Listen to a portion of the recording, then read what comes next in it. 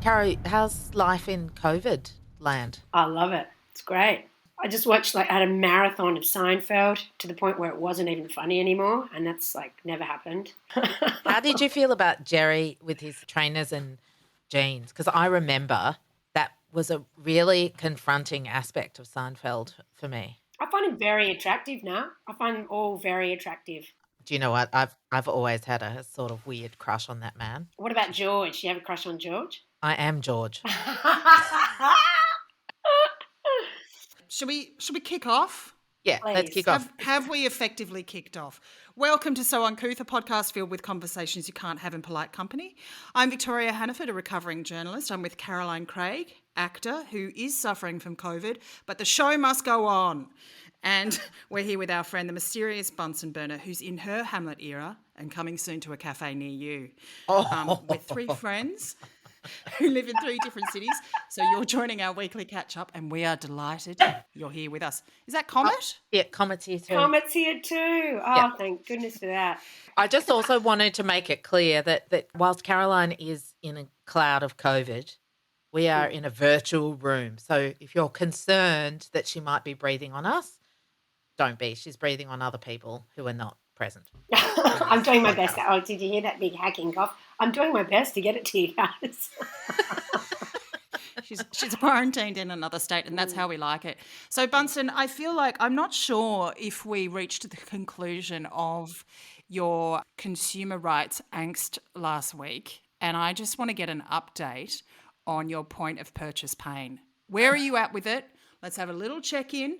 I want to see if you're feeling any better about the situation this week. Would you like to give a little bit of a abridged recap of the point of purchase pain? Because I feel that, as is evidenced last week, it's very hard for me to do that in a Keep it brief. quick and timely manner. I'm going to give it a go, but I don't think you guys want to do that again. In here. I'll do a précis. She lost her shit at the cafe. Yeah. Good one. And it's because reason. she doesn't know how much she's paying for things when she taps and goes. Comet's mad about it. There's a lot of rage happening in this house. Go and sequester Comet. I'm just going to go deal with him. Talk about me while I'm gone. Don't We talk are. about me while I'm gone. I don't know. I'll be back. We're going to tell it like it is. I think the critical thing was not that Bunsen was annoyed by that. It was more the performance that she gave off the back of it. Yes, and the crowd that she amassed around her, or didn't amass, or drove away. And also just the fact that no one knows how much money they're spending because of these. Yeah. Well, I think that was Technologies. covered adequately, but I think the thing that wasn't quite covered adequately was Bunsen's rage and reaction to it. And really, the root cause of it, was there something else underneath it? I heard you saying it was one of two cafes in your area. The other one wouldn't take a picture of Comet. That's something I want to investigate as well. Bunsen, go. Okay. Well, as you see, there's a lot to cover here. I've currently got Comet on my lap because I feel that that's the only way to stop him. But we may be interrupted by one of his little growls, but if it's not Supportive my stomach, growls. it's a dog. Basically, we left off last week with me kind of going, I don't quite understand why I'm so outraged. I don't understand. I mean, of course I understand why I'm outraged because it is outrageous, but I don't understand why I can't let this go. What are these feelings that have been awoken inside me? Am I going to have to speak to my therapist? She might charge me on Apple Pay. That could end up being a whole other thing.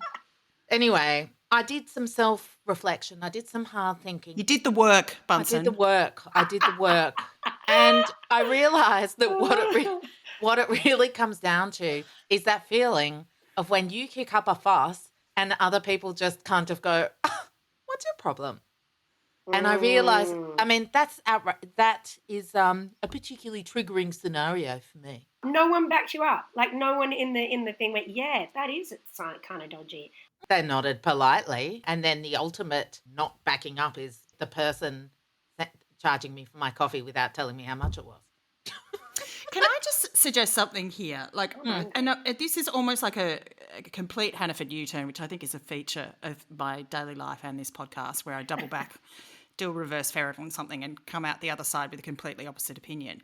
Whoa. I reckon perhaps... Did you say reverse ferret? Yeah. Oh, I'm excited. Could you have gone even more Karen and just gone and had a quiet word with the manager and said, would you consider changing the way you do your point of purchase interactions? Because I think it would be great. Well, obviously, that would be a far more constructive way of dealing with a situation. Sorry, and, mate. And obviously, that is far likely to get a better outcome. But what is of more interest to me is me. Venting your spleen, having a moment. So these guys are just collateral damage. What is of more interest to me is why can't I let this go? And I'm basically reminded of two situations, but basically one that happened when I was probably about 9 years old. Oh, so this is the trigger point, yeah. the trauma. Well, this is probably the first time I remember this happening to me. Formative. And there are a lot of girls and boys at my school who were playing Kiss Chasey, who started playing Kiss Chasey. There we go. And I was just like, what a ridiculous game. And I mean, I still stand by that. Statement. Yeah, no consent. Were you like, I'm right here. You don't have to run anymore. I do consent. Come and kiss me. Quit your running. No, I was just kind of like, what a waste of time when we could be discussing things like animal liberation, nuclear disarmament, and republicanism. In the process of my rejection of this sort of, lunchtime shenanigans, Frivolity, stupidity, someone called me a know-all. And I told my mother this, and she gave me the very unsound advice of going back to school the next day, and if anybody called me a know-all again, just saying, well, look who's going to go to university. Oh, Mum. Oh. And that's what I did. And I didn't really have many, I mainly call them associates for the rest of primary school. But basically, what I'm saying is there's a time, when you speak up about something and people are just kind of like, you just don't get the way the rest of society works. No. Or they do a thing like, just roll with it, guys. You're so uptight. It's that kind of thing. And anyway, I realized that it was that sort of vibe from my fellow cafe clientele. And if I'm going to be honest, you guys, that really got stuck in my craw. Yeah. We'll back you up. I mean, it's like I wonder if Greta Thunberg had the same thing, or Karl Marx or Simone de Beauvoir, were they just standing in the playground going, guys, let's sit down, let's have a coffee, let's have a mud pie and talk about this. I back you, Bunsen. I'm sorry that you felt that we didn't back you, because we do. I think that putting Bunsen, Karl Marx and Greta Thunberg in the same sort of sentence, you're sort of making it up to me a little bit. Making you feel better. Not Simone de Beauvoir, you don't want her. Oh, no, I'll take her as well. I'm glad you've identified the root cause, and I want to know, as part of your legal scholar background, did you investigate any further about the legal situation? Because I feel like that would be very satisfying to you, to sort of know the whys and wherefores. I did decide to do a quick Google, which for anyone who hasn't had any legal training, that's a really good thing to do, I found. And I did so just some advice here. If you want to get to the bottom of something. Legal chat, let's do Google. it. Yeah. I did a quick Google and I got onto the ACCC. Oh. And I found some odd wording there, which was basically if The law. you display your prices, they have to be accurate. But it was if you display your prices. It wasn't anyway, at that point in time, something else took my attention. And I didn't follow through. But that would be the same as my law degree, right? Didn't follow through. So, and does that matter? No. So, Bunsen, I want to know more about this dog cafe situation. Why won't they take a picture of Comet? What's the deal there? When you guys are in Sydney next week, perhaps you can ask them that question. But basically, Who wouldn't want to take a photo of Comet? Comet's gorgeous and so photogenic and really pocket size. Like you can fit his whole body. You can do a full portrait, You can do a full nude, just, full body shot. Anyway, yeah, so basically there's this cafe around the corner from my house. They have a photo board of all of the dogs who were regulars, and they're all named, and they're in this kind of like little mini Polaroids that are all in an alphabetical order. And one time I'd been there I'd obviously been there enough. I was considered a regular with Comet. I was asked if, we would like, if I'd like Comet's photo to be taken so he could go up on the board. A wall of fame kind of thing. Yeah, a kind of like canine Customers. customers, Yeah. that's it.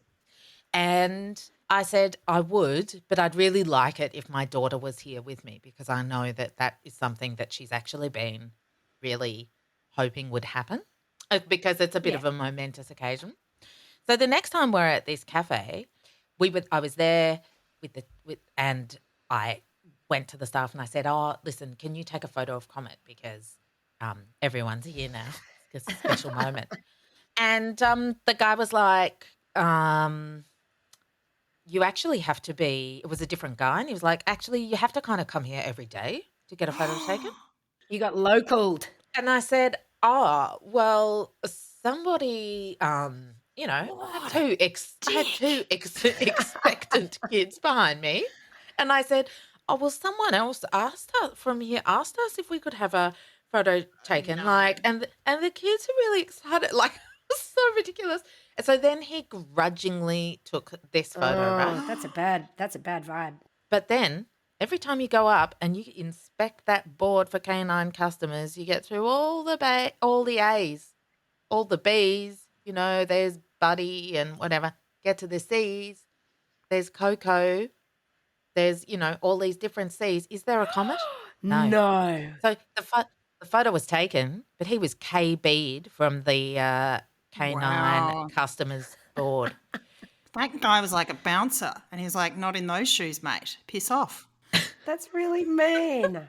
Well, you know what? It's Anyway. his loss because Comet is a flagship dog. Like you put that dog out, he's a mascot. He's a mascot, but a mascot of what is the question? And I'll tell you what, he's a mascot of something that is obviously undesirable for this particular cafe.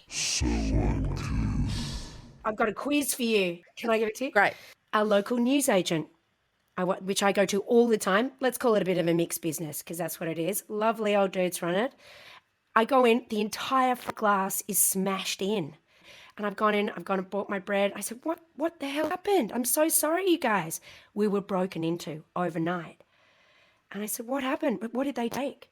Now, what did they take? Was it A box of overripe avocados? Because it is a mixed business. I was about to say, what kind of a news agency is Yeah, this? it's a bit fancy. And I sometimes I buy their avocados even though I don't want to just because I feel sorry for them because they're going to go off. B, a stack of Pokemon cards.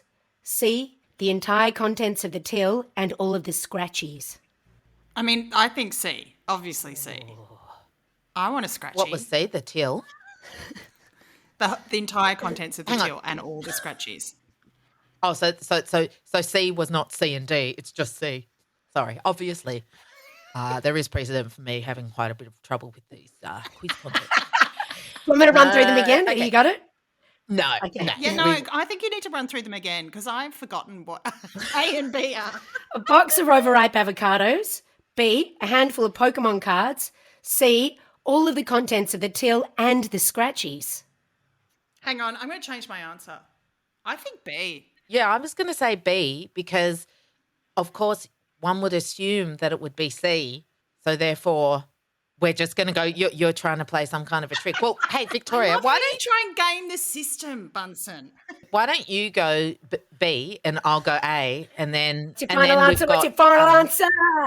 Wait, I just want to pause Avocados. here because Bunsen is always trying to win these games on a technicality. And it has made me wonder if she's always had issues with games and whether it's like Quite clearly, She's Josie. Casey. She's Yeah. sitting in the middle of Yeah. the field going, come and kiss me. I think you just got to, like, you've got to publish and perish. Like, choose your guess and back yourself, Bunsen. I'm going B. Well, A for avocado. I'm going B. Damn it, you guys, you picked it. Yes. How the hell did you pick that? Because I know the value of Pokemon. Got to catch them all. Do they really need to catch them all? They are worth heaps. Are they? More than all the scratchies? Some of them, yeah. Oh, the scratchies are worth nothing, mate. This isn't right. Literally, they said a car, it was running, the motor was still running, drove up middle of the night, jumped out, smashed the door, go in, grab the Pokemon, get in the still running, motor running car, burn off. Unbelievable in East Malvern. How do you know the value of these things? I don't know. Have you ever seen those cards? You can't even read them. My house is covered in those Was cards. it you, Victoria? It's It was you. You came all the way over from Adelaide, didn't you? 8-hour drive. You had to keep the motor running. They didn't catch the plates, did they? Were they South Australian plates? I've been flirting with criminality for some time and I finally made good on my previous promises. All right. I've got a question for you guys. Okay. Oh, good. I love more quizzes. I like to be on the receiving end of the quiz. Okay. So this may be some image rehab. I may be doing a spot of PR for myself because of last week and my intergenerational warfare, me against the boomers, even though I think they deserve it because they've taken everything that's good in this life and turned it to shit. But, you know, I'll just put Are that you trying behind to me. do some reputation rehab? Yeah, no, you're right. You know, again, there's a Hannaford U-turn. Double backed on myself. Because she was basically bitching about a woman who needed help because she left a trolley next to the car. Okay, we don't need to May have go. had mobility issues. She had a whole car park to choose from. She just dumped and ran. She may as well have flipped me the bird at the same time. Old people can be assholes too, Bunsen. I know, and so can you. But I don't think that you're doing much for your let's move reputation on. rehab. Let's So move on. let's keep going. Okay, this is 2 lies and a truth. I helped a member of the younger generation by showing off some technical prowess in what I would say was a victory for the over 15s. Did I help with a parcel locker situation? B, offer assistance at an ATM? Or C, beat a small child at Mario Kart? C, beat a small child at Mario Kart. Yeah, I'm going Mario Kart too. It's Pokemon, it's Mario Kart. We're really showing our demographic It was more here. just like the satisfaction in her voice as she said it. Even if she hasn't, she was gleeful. even if she gleeful. hasn't beaten the small child, she wants to and she will. I'm terrible at Mario Kart. No, I actually helped someone this week, guys. Hey! I helped a I'm disappointed, Victoria. You're ruining your I brand. helped a teenager open a parcel locker. All right?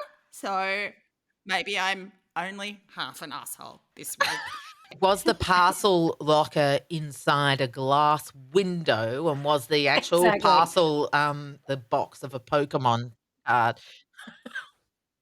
I can neither confirm nor deny it. I require some legal assistance at this time, Bunsen. All right. But listen, this has made me have a think a little bit. So there's another scenario where, again, I've done something great, people. I offered someone else help. But I wondered whether men and women have like a different culture of offering assistance, right? So let me just set the scene for you. So I was listening to NPR's Fresh Air with Terry Gross. In the canon of greatest podcasts of all time, Terry Gross is interviewing someone about car culture. This woman's written a book. Very interesting, just basically saying that cars were never really marketed to women. In fact, women weren't even allowed to drive diesel cars because they were thought to excite too much sexual pleasure. They vibrated too much. God forbid, God forbid, women experience a little bit of pleasure and men get angry because a car's found the clitoris before they have, you know? But the women are always draped over the cars. Have you Yes, noticed well, this? that was part of Even it, since right? the But 1950s. essentially there was a denial of access to good vehicles. And also Terry was talking about how she was not allowed to join the shop class, right? So this is all rattling around in my head that there's like a presumption of ignorance and a lack of access to sort of mechanical goods and just a general sort of idea that women lack competence in these areas, but also are denied the means by which to improve themselves. Anyway, down at the beach, back my car in, start to pump up my stand-up paddleboard, and there's a woman like a few car spaces down doing the same thing, and I can hear she's got a pump that isn't quite as powerful as mine. I know this because I've used one before, and she was like Pump off. a monkey on like one of those rail carts, like those hand pumped rail carts, and it's I know the feeling where you're just like, this is taking 100 years and it's really embarrassing. It's just humiliating, and 15 minutes later you've still only got a half inflated stand-up paddleboard, right? And I hear her, she's going the clappers at it and it's like making heaps of noise, and then she takes it out and it half deflates. Like, so she's got to go back in. Disappointment. Yeah, the worst feeling. So And I so- go over. Oh, okay. with So my sounds pump. like it's taken you quite some time to offer some help. She's been through a lot before you've got there, Victoria. Well, I'd done mine, so I'd finished mine. I do appreciate this is reputation rehab. Let me help you. Sorry about that. No, so we were doing it at the same time, but mine like did it in about a minute, and she was still going. So I hear the deflating sound, and I go over with my pump. But at the same time, a man comes over just to offer generalised assistance. No kind of real Practical, just mansplain. nothing practical, just a sort of general like presumption of competence on his part that he could probably fix the situation. And she was obviously a little bit embarrassed because she's like, oh, I've been doing it. My pump's got a song to sing, like it's so loud. And I said, do you want to try my pump? And she's like, my friend's coming with an electrical pump soon. I was like, give this one a go. Like, it's a little bit more powerful. So I gave it to her rather than doing it for her. And she's like, oh yeah, this is good. And then, 10 pumps later, she's like inflated to the right pressure.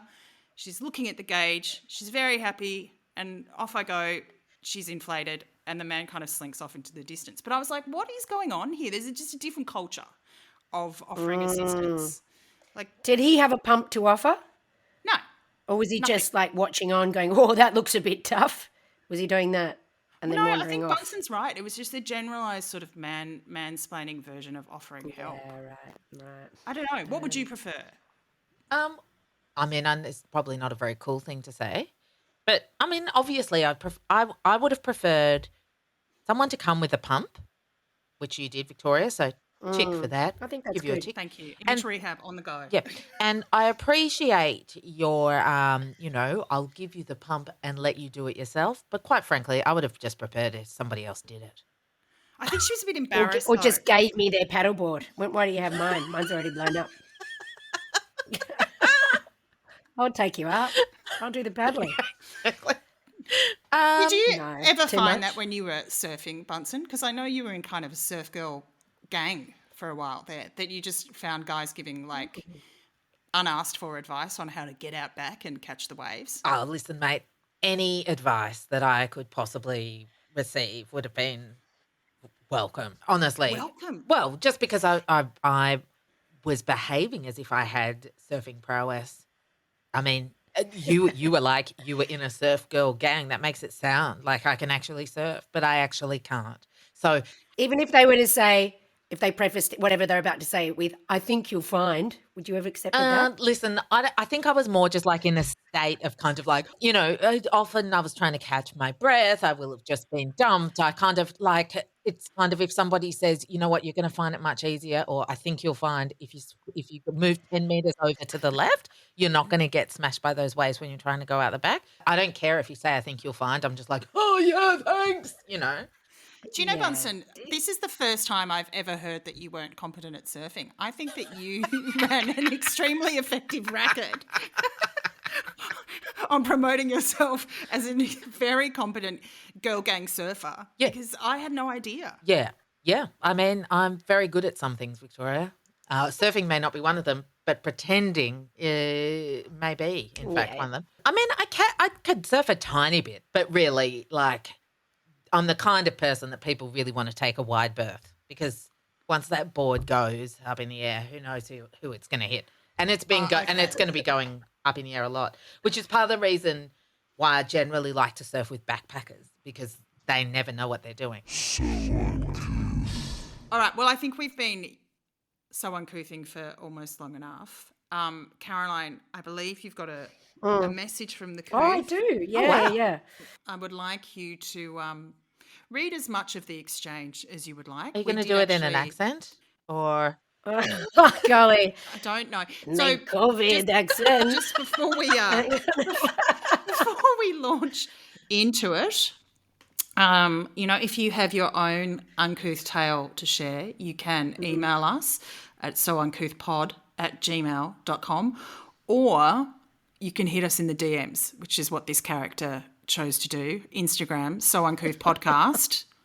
Hit us up. Our messages are I open. like how you've scarily rubbed out any identifying names or anything with a red marker. Sitting on a plane, economy, overnight flight, 2-seat configuration on the side of the plane, wasn't contesting the shared armrest, completely on my side. Dude next to me wriggles interminably for the whole of the armrest. More details, please. Flight knocking me every 15 minutes for the whole goddamn flight. Perhaps not uncouth, but effing annoying. Fucking annoying is what I said, actually. Emoji with a crazy face. Interesting. But what is your dilemma? Do you want to punch him? Is this you, Caroline, asking That this was me. question? That was me. Oh, Did you want to start a mid-air brawl? That is wrong. That is wrong. The armrest. What was the pushing answer? of the armrest. I'm sure That it was we're yes. answering right now. Bunsen. well, This is us. I've actually been on a plane where two people have been screaming at each other about this very thing. Have they? Where they're having a huge, verbal row about the putting your elbow. Who had the right to put their elbow on the armrest? They're too narrow. Was it They're so narrow. a very long flight, or was it a short No, one?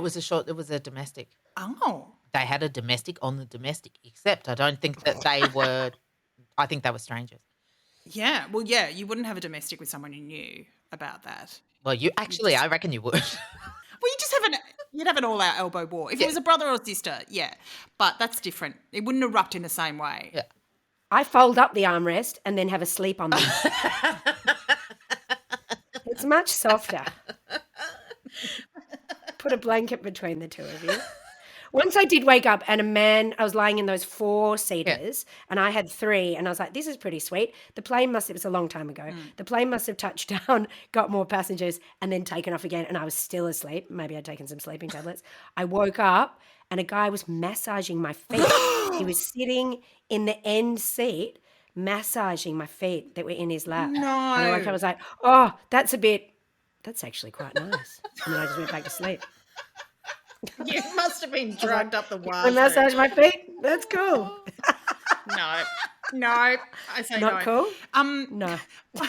Uncouth? That's terrible. Bunsen, what happened with the argy-bargy on your flight? I don't know. I just remember that was the case. I sort of kind of looked away and averted my eyes, and also felt this kind of deep feeling of satisfaction that it was somebody else who was causing a ruckus in public, not me. But my feeling is that the person who is in the middle, if it's a seat of 3, should get some kind of privileges. And if they want a little bit more room, They have a tough if they time. want a They little have bit more really room tough on the time. armrest, then But this was all a power to them. configuration of 2. Oh, was it a configuration of 2? Yeah, so on the On the side. side. But I Yeah, still that think that the sucks. person on the aisle should possibly have more, because the other person can lean against the window. Yeah. So I had a similar but different experience on a long-haul flight coming back from a holiday in Japan. Very lovely. Very privileged to be in Japan. The flight was absolutely packed on the way back. And some guy... So we had to separate, family of 3, had to go into sort of separate parts of the plane because there weren't enough seats together. Can So I just was on ask, my did own. you- I was about to say, You go, oh, I can't sit with those guys. It seems like the I plane's was about to full. say, let me guess who ended up on their own. Correct. Let But me guess. I did not end up on my own. This is the thing. I was full of regret for all of my selfish decision making because I ended up with a guy who had he was a very important businessman. You know how you can just tell because they sort of let you know in various ways that they are very important businessmen.